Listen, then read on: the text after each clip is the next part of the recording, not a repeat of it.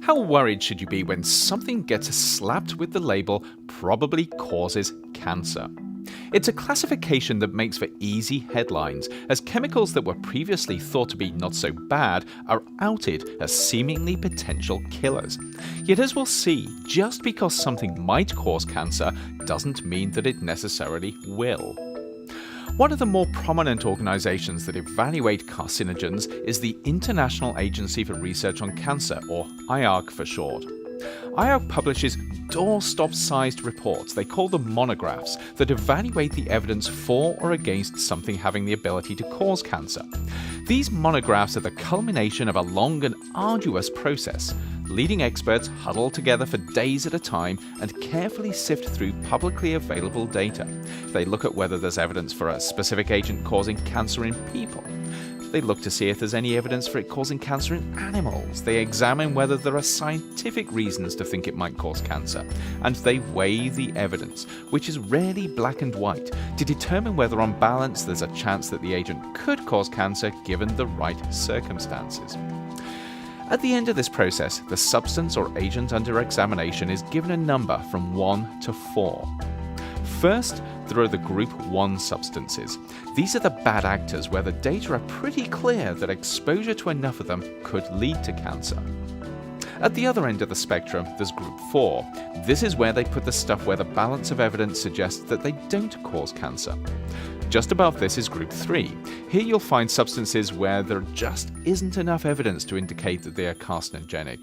And then there's Group 2. Group 2 is the tricky one. These are the substances where there are hints that they might cause cancer, but the data aren't conclusive. Group 2 is divided into probable carcinogens and possible carcinogens. If there's evidence that a substance can cause cancer in animals but the jury's out on humans, it's likely to be labelled as a possible carcinogen and placed into Group 2B. On the other hand, if the data on cancer in humans is just a little stronger but still not conclusive, the substance is likely to be put in Group 2A and labelled a probable carcinogen. In effect, ending up in Group 2 is the equivalent of IARC slapping a "take care" label on something. They're letting you know that under some circumstances, if you're exposed to enough of the stuff, you might get cancer. Plenty of common substances end up with this "take care" label. Eat fried food, for instance, and you're probably ingesting acrylamide, an IARC probable carcinogen. Spray your weeds with the herbicide Roundup, and you're using the IARC labeled probable carcinogen glyphosate. Interestingly, working as a hairdresser and working shifts that disrupt your body's rhythms are also both listed as probable carcinogens. Then there's coffee, gasoline, and, wait for it, pickled vegetables. Each of these are listed by IARC as potential carcinogens. In effect, an IARC label indicating something is a potential or a probable carcinogen doesn't mean that it will necessarily cause cancer. And it certainly doesn't mean stop using it.